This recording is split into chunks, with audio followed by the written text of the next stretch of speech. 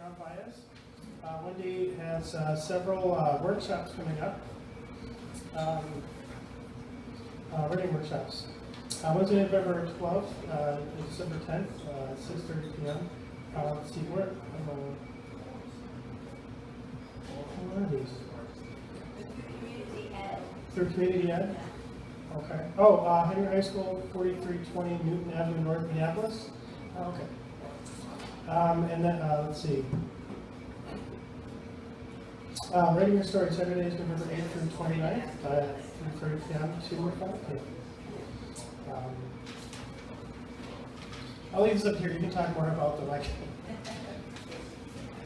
I look at numbers and I just start reading them.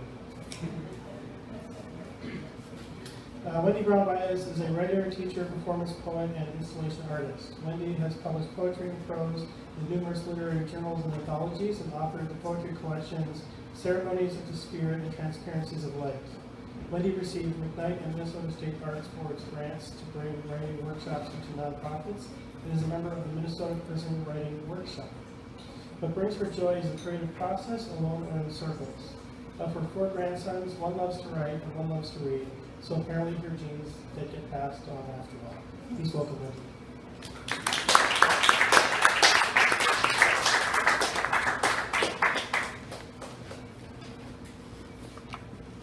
Good evening. So yes, if you want to find out more about the workshops, just talk to me afterwards. I have had the opportunity to be one of the community editors and working on the almanac, and it was one of the most interesting processes I've ever been part of. It's truly a democratic process. We read everything blind, and then we vote on which ones, we give them points, and then we argue about which ones we like and why we like them, and it's just a really incredible experience. So you don't know that when you get the finished book in your hands, but a lot of thought goes into choosing the stories. And it's hard because there's so many good ones. I'm going to start with The Taste of Mexico, which is in the book. It's a prose piece, and then read 2 poems and finish with a prose piece. And it's on page 214. Have any of you eaten at El Burrito Mercado? Okay. One of the spots I love. A Taste of Mexico. Sitting in El Burrito Mercado on Cesar Chavez Street and savoring flan in a plastic cup, the scents and flavors of Mexico come back to me. Across the street, an elote truck is parked, tempting me to buy roasted corn to eat after finishing dessert. But I'm too content to move. Before I sat down, I wandered several aisles, picked up a jar of mole, calculated which of the various types of pasta would make a great sopa, brought a bar of rosa soap to my nose, and tried to determine if I could manage to carry several Benes in my bag. In Mexico, I learned to sprinkle lime, chili, and salt on cucumbers, slices of watermelon, and pollo or pescado before roasting. I learned to pour honey and yogurt on papaya, though it needed neither, and to roll up my sleeves before eating mangoes. In San Felipe del Agua, a suburb of Oaxaca, my friend and I would stop at the Tiendita for flan before strolling up the hill from the bus stop to the casita we had rented. After that, the store owner always made sure she had fresh flan for us every day. I learned to pick squash blossoms from the casita's garden to add to cheese quesadillas and yerba buena for tea. I knew I couldn't really be in Mexico when I sat in El Burrito Mercado. Mexico is noisy, with TVs blaring in every restaurant, no matter how small. In Mexico, the gas man drives up and down all morning calling out, "Gas!"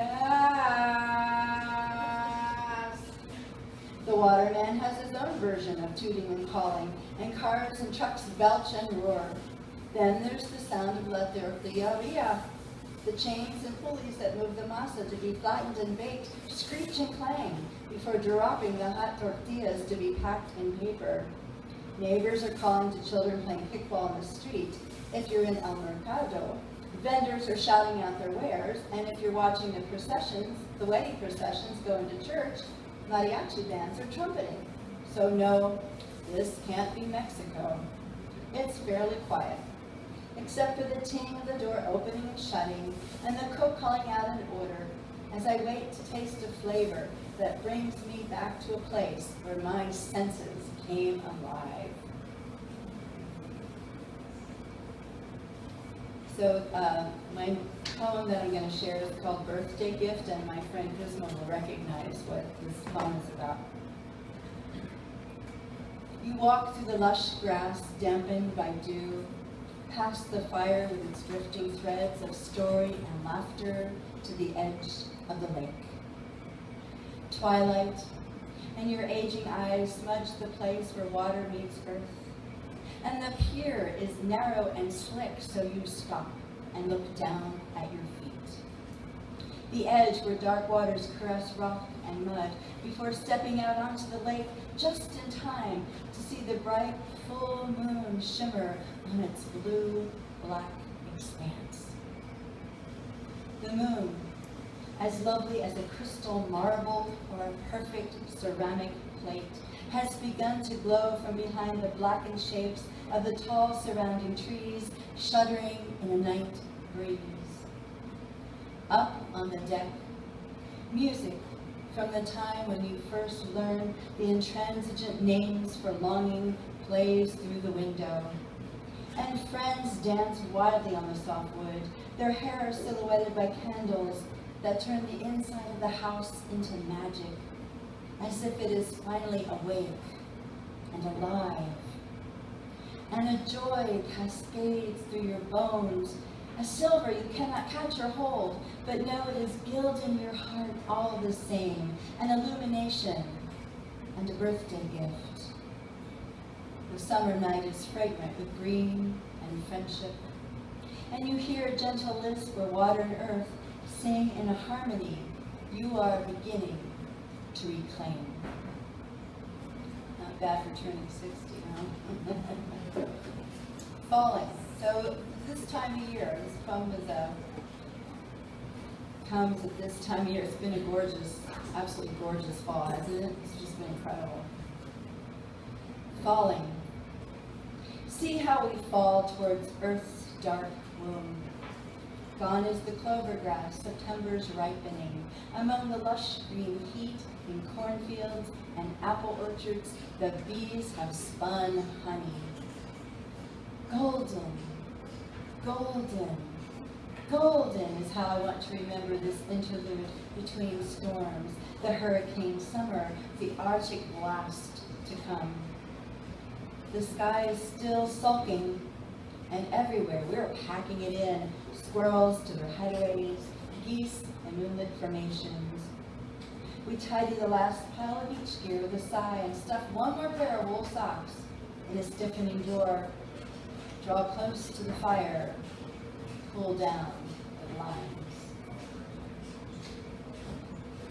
So, you might have guessed I'm a transplant to Minneapolis.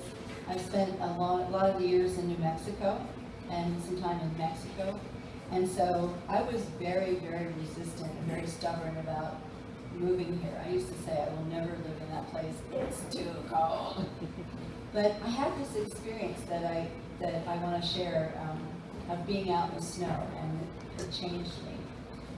A small miracle. As a child, I was bundled up in a coat, leggings, scarf, hat, gloves, and boots, and sent out into the snow. I remember sledding down the small hill in the front yard, and later hunkering down in the neighbor's snow fort. My fingers and toes would tingle with pain as I thawed out. For much of my adult life, I've been able to live in warm climates. When people ask where I'm from, I like to say, I am a Mediterranean girl. I have lived in both Spain and Israel, although neither are places of my family ancestry.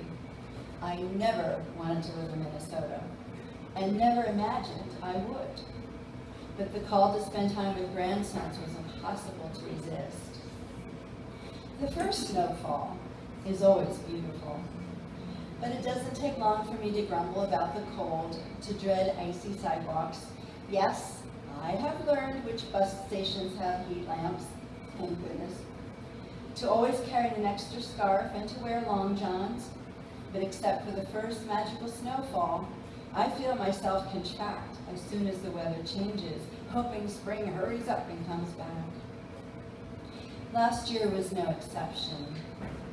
In March, I was teaching a class at the Wellstone Center when mushy, wet snow began to fall, layering the streets. I was able to justify canceling that class. But the following week awoke to another snowstorm and no excuses. Traffic flowed, streets were plowed, sidewalks shoveled, and indeed, I had a pair of LL Bean boots. One of those buys I congratulate myself for every year. I didn't want to go out, but I knew I must because I could. After class, I got a ride to a street corner to wait for the bus. It was no longer snowing, but snow puffed around and the trees shivered. The street was almost deserted of traffic, a car shushing by every so often. The bus seemed to be taking forever. I stamped my boots, muttering under my breath. But at some point, I gave in. Inside my coat and layers, I was warm. My feet were not cold. I knew there was no way to hurry the bus, either by wishing or complaining. So I surrendered to the moment. And suddenly, everything shifted. I was within a timeless, fragile beauty. Snow gilded the branches of trees and sparkled on lawns. Street lamps made a soft silver glow on houses and parked cars. Shadows defined odd shapes.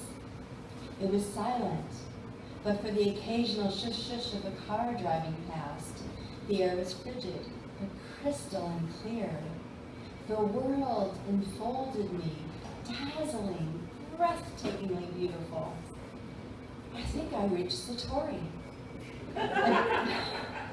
a Japanese term for transcendental awareness. I felt glad to be alive, glad to soak in the snow with its constrictions and profound sense of what is immediate, what is needed to survive.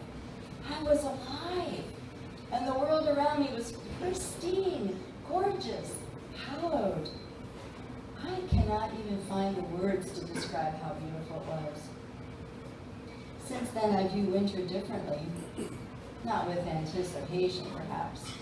Certainly not with the Minnesotan sense of excitement, but knowing that it can be beautiful. Something has shifted. Snow is not just cold and dangerous, something to endure, but a show of nature's magnificence. I had a miracle while standing on a street corner waiting for a bus. Perhaps a Mediterranean girl can learn to love this season after all. Thank you.